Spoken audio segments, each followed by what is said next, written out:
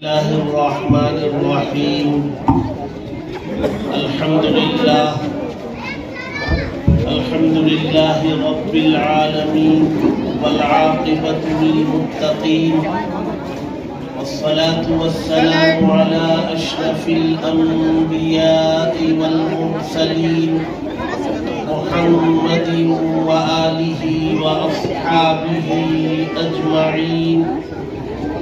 أما بعد، فقد قال الله تبارك وتعالى في كلامه المجيد: الرحمن علم القرآن خلق الإنسان علمه البيان. قال النبي صلى الله عليه وسلم: إن الله يرفع بهذا الكتاب أقواما ويضع به آخرين، أو كما قال عليه الصلاة والسلام. صدق الله العلي العظيم وصدق رسوله النبي الكريم، ونحن على ذلك من الشاهدين والشاكرين، والحمد لله رب العالمين.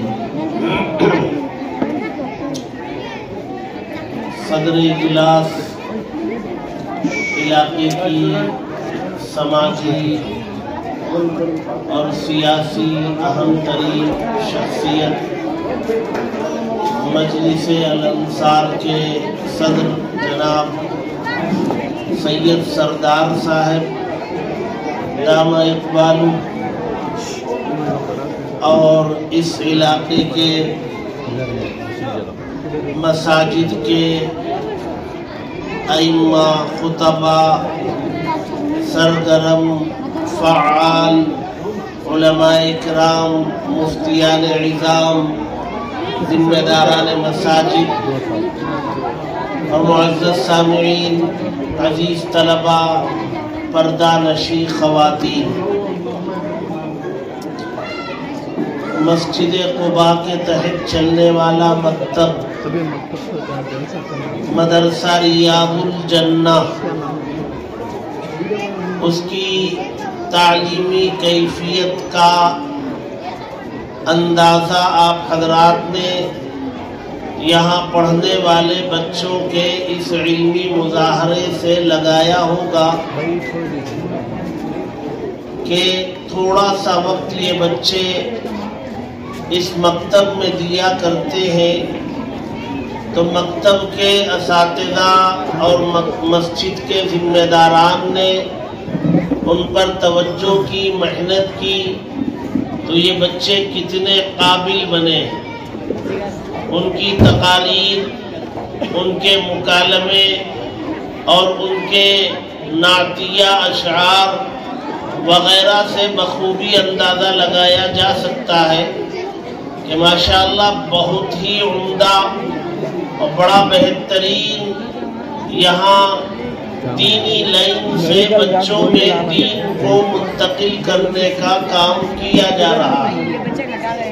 مبارکباد کے مستحق ہیں مسجد قباء کے ذمہ داران، مدرسہ ریاض الجنہ کے ذمہ داران، اور یہاں کے اساتذہ اکرام، اور یہاں پڑھنے والے بچے اور ان کے والدین، ماں باپ، سب مبارکباد کے مستحق ہیں کہ اللہ تبارک و تعالی نے یہاں اس علاقے میں اس مسجد کو قائم فرمایا، اور گلی میں اطراف و اکناف بسنے والے مسلمانوں کے بچوں کی دینی تعلیم اور تربیت کے نظام کو یہاں سے چلایا.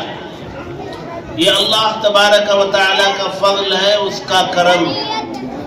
آج مسلمانوں کے پاس دنیا میں سب سے بڑی قیمتی چیز اگر کوئی ہے، سب سے بڑا اللہ کا انعام کوئی ہے مسلمانوں کے پاس، تو وہ اللہ کا کلام قرآن مجید ہے. قرآن مجید سے بڑی کوئی نعمت مسلمانوں کے پاس نہیں. اس سے بڑی کوئی نعمت دنیا میں نہیں. اللہ تبارک و تعالیٰ کا کلام سب سے بڑا، اس لیے کہ یہ اللہ کا کلام. باقی اللہ کے علاوہ جتنی چیزیں ہیں وہ سب مخلوق ہے، پیدا کرتا. اللہ نے پیدا کیا. جی مکہ مکرمہ کو اللہ نے بنایا، مخلوق ہے وہ.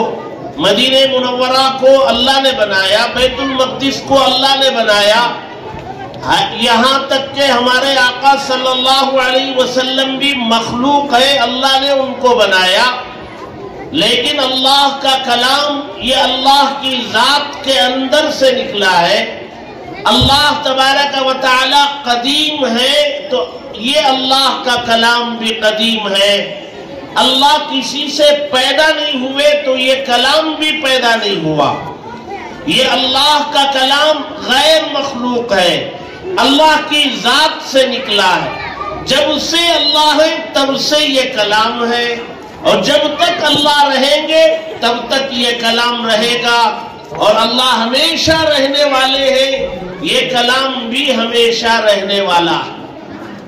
بہت بڑا کلام، اتنا بڑا کلام کہ آپ اس کا اندازہ نہیں لگا سکتے. اللہ تبارک و تعالی بہت بڑے. کتنے بڑے ہیں پتہ نہیں. ہمارے پاس جو عقل ہے وہ بہت چھوٹی ہے. ہماری اس چھوٹی عقل میں اللہ کی بڑائی نہیں آ سکتی. وہ ہر جگہ موجود ہے، ہر چیز کو دیکھتے ہیں، ہر بات کو سنتے ہیں، ہر چیز پر قادر ہیں. وہ جو چاہتے ہیں وہ کرتے ہیں. وہ انسان اور جنات کے علاوہ پرندوں سے وہ کام لیا کرتے ہیں، حیوانوں سے، جانوروں سے وہ کام لیا کرتے ہیں، سمندروں کی مخلوقات سے وہ کام لیا کرتے ہیں، ہواؤں سے وہ کام لیا کرتے ہیں. وہ کام کسی سے لینے کے محتاج نہیں، وہ لفظ کن کے بھی محتاج نہیں. وہ ارادہ کرتے ہیں کام ہو جاتا ہے. ایسے خدا کا یہ کلام ہے. اللہ جتنے بڑے ہیں اتنا ہی بڑا ان کا کلام ہے. اللہ کی بڑائی میرے اور آپ کے ذہن میں، عقل میں نہیں آ سکتی، تو اللہ کے کلام کی بڑائی بھی انسان کے عقل میں آ نہیں سکتی. اللہ بہت بڑے، ان کا کلام بہت بڑا. اب یہ کلام ظاہر سی بات ہے اللہ کا کلام ہے تو ہم جیسے کمزور، ضعیف، بے حیثیت لوگوں کی زبانوں پر وہ کلام جاری ہو جائے، اتنا بڑا کلام، یہ بہت مشکل تھا. اللہ نے فرمایا یہ کلام اگر ہم پہاڑوں پر اتارتے، اللہ قرآن میں فرماتے اگر یہ میرا کلام میں پہاڑوں پر اتارتا تو وہ پہاڑ ریزہ ریزہ ہو جاتا اور روئی کے گالوں کی طرح آسمانوں پر اڑنے لگتا. پہاڑ برداشت نہیں کر سکتا تھا. لیکن انسان کے زبان پر اللہ تبارک و تعالی نے یہ جاری کیا، اور جاری ہونے کے لیے اس کو آسان کیا. اس کو اللہ نے فرمایا یہ جاری زبانوں پر کرنے والا، وہ کرنے والی ذات اللہ کی ہے. اتنا بڑا کلام یہ چھوٹی سی 2 انچ کی زبان پر جاری کیسے؟ جی اللہ تبارک و تعالی نے فرمایا الرحمن علم القرآن. قرآن کو سکھلانے والا رحمان ہے، اور صرف سکھلایا نہیں، خلق الانسان علمہ البیان. انسان کو پیدا کر کے اس کو بولنے کی طاقت دی تاکہ وہ جو کلام سکھلایا وہ زبان پر جاری ہو سکے. وَلَقَدْ يَسَّرْنَا الْقُرْآنَ، اللہ نے آسان کر دیا، اس لیے یہ زبانوں پر جاری ہو گیا. ورنہ ہمارے نبی کی زبان پر جاری کرانے کے لیے اللہ تبارک و تعالی نے ہمارے نبی کو وہ مستقل تیار کروایا. کہا یا ایھا المزمل قم اللیل، اے مزمل کھڑے ہو جاؤ راتوں کو. دن میں تو کھڑے ہوتے ہو، رات میں بھی کھڑے ہو جاؤ. اور قرآن کا جو حصہ نازل ہو چکا ہے اس کو رات میں کھڑے ہو کر پڑھو، کھڑے ہو کر نماز میں عبادت میں پڑھو۔ کیوں پڑھو؟ اِنَّا سَنُلْقِي عَلَيْكَ قَوْلًا ثَقِيلًا، بڑا بوجھل، بڑا وزندار کلام تمہارے اوپر نازل کرنے والے ہیں۔ اس کلام کو برداشت کرنے کی طاقت اگر تمہارے اندر آنا ہے نبی، تو اس طاقت کو پیدا کرنے کے لیے رات میں کھڑے ہو کر کے عبادت کرو، نازل شدہ حصے کی تلاوت کرو، تو تمہارے اندر وہ طاقت پیدا ہوگی روحانی کہ تم اس کلام کو برداشت کر سکو۔ اور نبی کے صدقے میں اللہ تبارک و تعالی نے اس کو آسان کر دیا، ہماری آپ کی زبانوں پر بہت آسانی سے جاری ہے۔ جو پڑھنا چاہے اس کے لیے بہت آسان ہے، یاد کرنا چاہے بہت آسانی سے یاد ہوتا ہے۔ دنیا کی کوئی کتاب اتنی آسانی سے یاد نہیں ہوتی جتنا یہ اللہ کا کلام یاد ہوتا ہے۔ یہ کتنے حافظ 8 سال 7 سال 9 سال کے بچے الحمد سے الناس تک کے حافظ، اور سارا قرآن ایک دن میں فجر کی نماز کے بعد سنانا شروع کرتے ہیں، اور عشاء کی نماز آتے آتے پورا قرآن اپنے استاد کو سناتے ہیں۔ زبانی حفظ، یہ اللہ کا کلام بہت بڑا ہے، لیکن اللہ نے بہت آسان کر دیا۔ یہ دنیا کی ایک ہی کتاب ایسی ہے جو سمجھ میں نہ بھی آئے تو آدمی پڑھتے ہوئے بیزار نہیں ہوتا۔ آپ سب لوگوں کو یہ کلام جو عالم نہیں ہے ان کو سمجھ میں نہیں آتا۔ الف لام میم ذالک الکتاب لا ریب فیہ ھدی للمتقین، کیا معنی ہے اس کے معلوم نہیں ہوتا، سمجھ میں نہیں آ رہی ہے، لیکن لوگ برابر پڑھ رہے ہیں۔ جب موقع مل رہا ہے قرآن کھول رہے، پڑھ رہے، سمجھ میں نہیں آ رہا ہے۔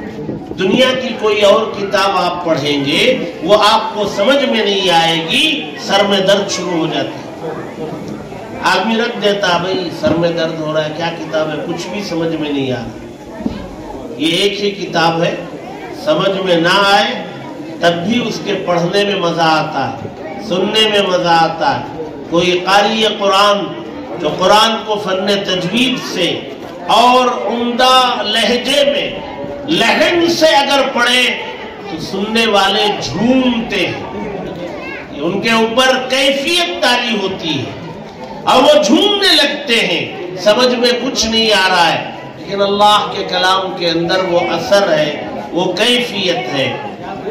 تو یہ کلام اللہ تبارک و تعالی کا ہے، اور بڑا یہ دنیا کا واحد، یہ دنیا کی ایک ہی کتاب ایسی ہے جس کو اگر آپ ہاتھ بھی لگانا چاہیں تو آپ کو پاک ہونا ضروری ہے، غسل بھی ہونا ہے، وضو بھی ہونا ہے، ناپاکی کی حالت میں آپ اس کو ہاتھ نہیں لگا سکتے۔ یہ ایک ہی کتاب، یہ ایسی کتاب ہے کہ آپ اس کتاب پر کوئی اور کتاب رکھنے کی اجازت آپ کو نہیں۔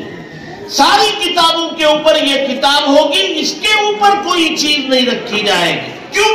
اس کے اوپر کوئی رکھنے کی چیز دنیا میں ہے ہی نہیں، یہ سب سے اوپر رہے گی۔ جب یہ کتاب سب سے اوپر رہے گی تو اس کتاب کا پڑھنے والا بھی اوپر جائے گا، اور اس کتاب کو پڑھانے والا بھی اوپر رہے گا۔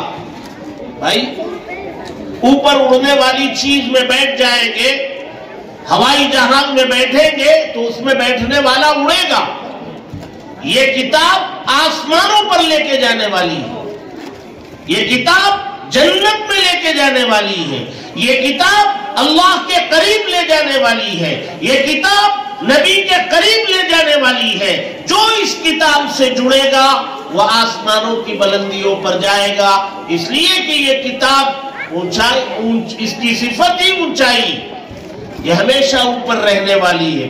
لہذا آپ مسجد میں جائیں گے، ابھی یہاں سے اٹھ کے مسجد میں جائیں گے، عشاء کی نماز پڑھیں گے، ساری قوم مسجد میں کھڑی ہوگی، ان کے لیے ایک امام بنایا جائے گا، اور ساری قوم اس امام کے پیچھے اس کی اقتدا کرے گی، اس کے پیچھے چلے گی۔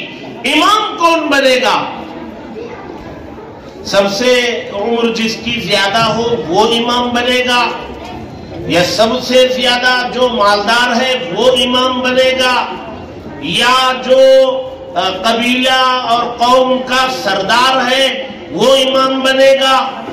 اللہ کے نبی سے پوچھا گیا، اللہ کا گھر ہے، ایک کو امام بننا ہے، قوم میں ہر طرح کے لوگ ہیں، مالدار بھی ہیں، عمر والے بھی ہیں، اور قوم کے بڑے لوگ بھی ہیں، امام کس کو بنایا جائے گا؟ ہمارے آقا، ہم سب کے آقا سرکار دو جہاں صلی اللہ علیہ وسلم نے فرمایا، اللہ کے گھر میں موجود لوگوں میں قرآن جس کو یاد ہو اور جو اچھا پڑھتا ہو وہ امام بنے۔ معلوم یہ ہوا اللہ کے گھر میں بڑائی اللہ کے کلام والے کو ملتی ہے۔ لہذا جس کو اوپر جانا ہے دنیا میں، چاہے قبر میں چاہے حشر میں، جس کو اونچائی پر جانا ہے اس کو کلام سے جڑنا ہے، اور جس کو ذلت و رسوائی کے گڈھے میں جانا ہے وہ کلام کو چھوڑنا ہے، ترک کر دینا ہے۔ فرد اگر ایک آدمی کلام سے جڑتا ہے وہ فرد اوپر جاتا ہے، قوم جڑتی ہے قوم اوپر جاتی ہے۔ اللہ تبارک و تعالی نے اس ملک کو، یہ جو ہمارا ملک ہے، اس ملک کو ہمارے قدموں میں ڈالا تھا۔ ہم نے 800 سال تک حکومت کی تھی۔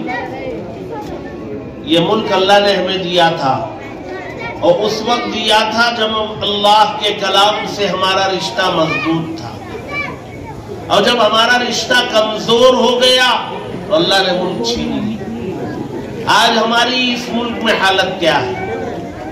وہ اس وجہ سے ہے کہ ہم نے اللہ کے کلام کو چھوڑ دیا، پڑھتے نہیں۔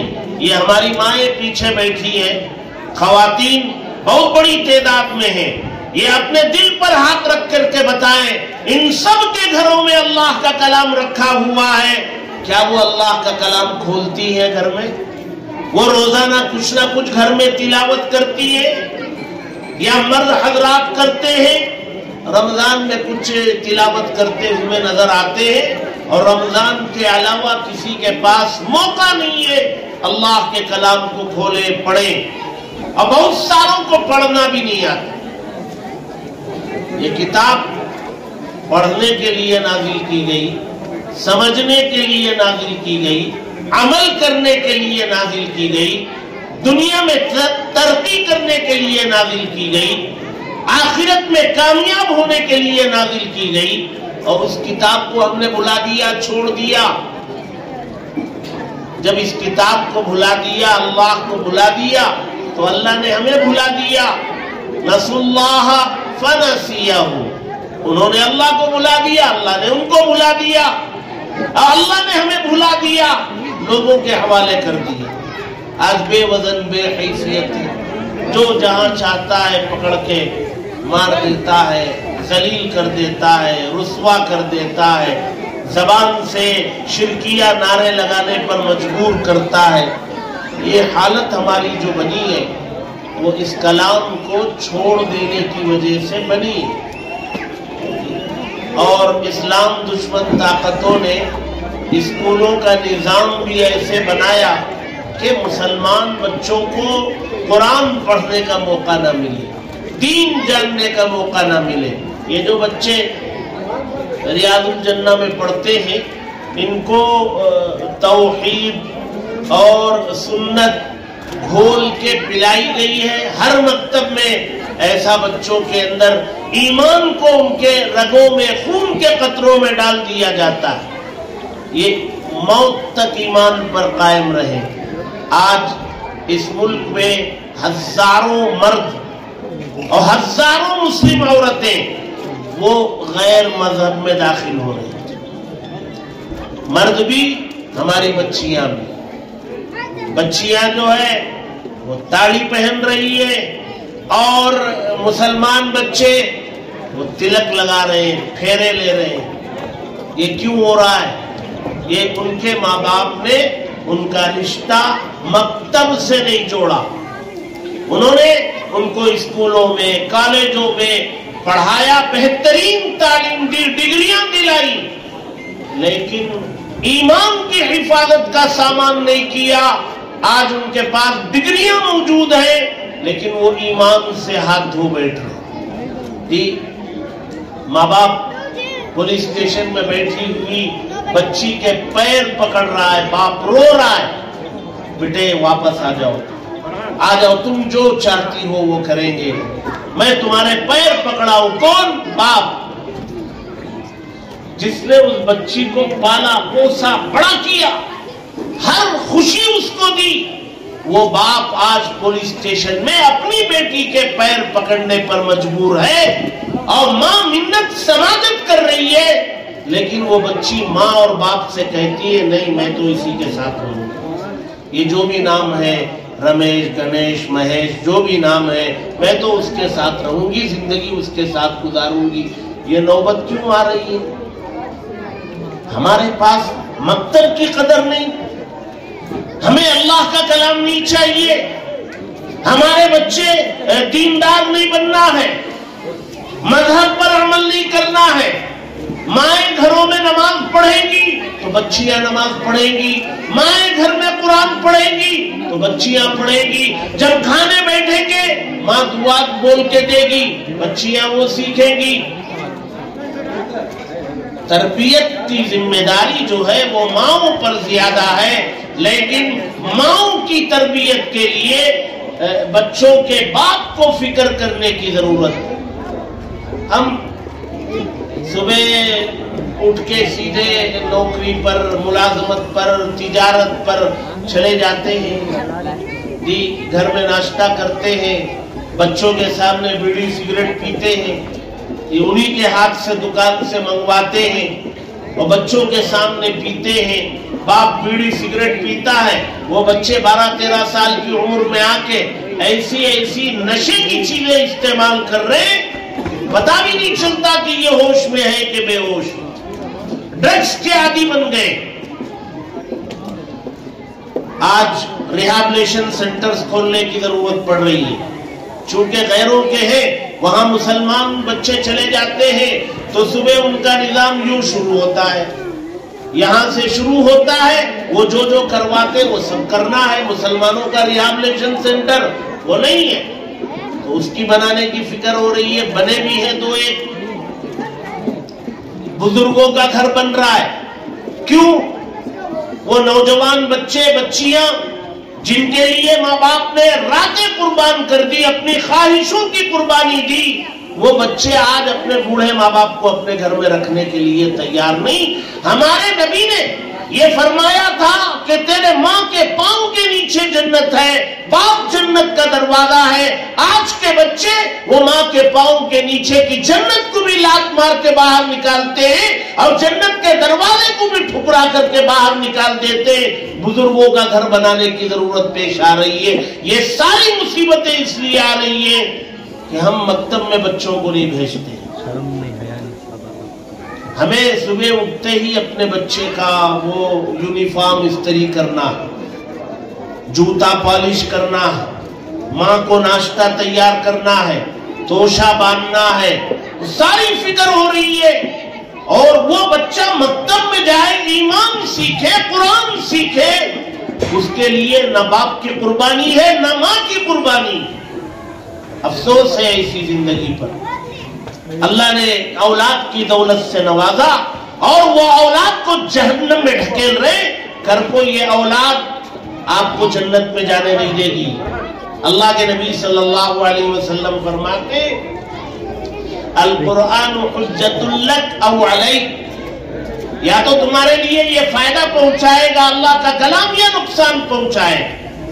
ایک باپ کے لیے، ایک ماں باپ کے لیے جنت کا فیصلہ ہو گیا، وہ جنت میں جانے لگے، اللہ کا کلام کھڑا ہو جائے گا، کبھی بیٹا کھڑا ہو جائے گا، کبھی بیٹی کھڑی ہو جائے گی. وہ اللہ سے کہے گی، بیٹی کہے گی، کبھی بیٹا کبھی قرآن، کہ یہ میرے ماں باپ جنت میں کیوں جا رہے ہیں؟ اللہ کہیں گے بھئی ان کے اعمال اچھے ہیں، وہ جنت میں جا رہے ہیں. کہا میں جہنم میں جا رہی ہوں، اس کا سبب میرے ماں باپ ہیں. یہ ماں باپ اگر مجھے دینی تعلیم و تربیت دیے ہوتے تو میں آج جہنم میں نہیں جاتی. میرے جہنم میں جانے کا ذریعہ میرے ماں باپ ہیں. یا تو ماں باپ کے ساتھ مجھے جنت میں بھیجو یا میرے ساتھ ان کو جہنم میں بھیجو.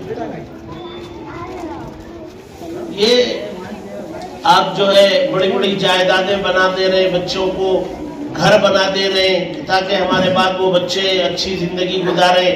بینک میں بیلنس چھوڑ کے جانا چاہتے ہیں, جائیدادیں بنا کے جانا چاہتے ہیں, ڈگریاں دلا کے جانا چاہتے ہیں. سب بہت اچھا ہے, کرو, لیکن وہ اگر ایمان پر باقی رہنے تو آپ کے بعد آپ کے بچے ایمان پر باقی رہیں, اس کے لیے آپ نے کیا کیا؟ جائیداد بنا دی, ڈگری دلا دی جی, اور بہت کچھ نظام کر دیا, لیکن اس کے ایمان پر باقی رہنے کا کیا سامان کیا؟ کچھ بھی نہیں. ضرورت ہی نہیں سمجھ رہے, اللہ کے کلام کو چھوڑ دیے, ترک کر دیے, نظر انداز کر دیے, پیٹھ کے پیچھے رکھ دیے, بھلا دیے. ظاہر سی بات ہے وہ قوم کبھی ترقی نہیں کر سکتی.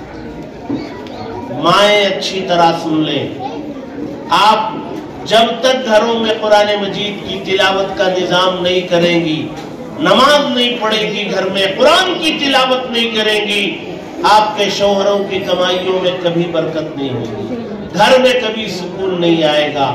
کوئی عامل آپ کو سکون آپ کے گھر کا نہیں دے سکتا. اللہ نے کسی عامل کو ٹھیکہ نہیں دیا. وہ تو سکون اللہ کے کلام میں ہے, نماز میں ہے. الا بذکر اللہ تطمئن القلوب, اللہ کے ذکر میں, کلام کی تلاوت میں. لوگ آ کے کہتے ہیں گھر میں سکون نہیں ہے, کمائیوں میں برکت نہیں ہے, بچے بیمار ہیں, گھر میں نحوست ہے. ہم پوچھتے ہیں بھئی نماز ہو رہی ہے, گھر میں پڑھتے ہیں نماز؟ نہیں. تلاوت ہوتی ہے؟ نہیں. ٹی وی روزانہ چلتی ہے؟ ہاں چلتی ہے.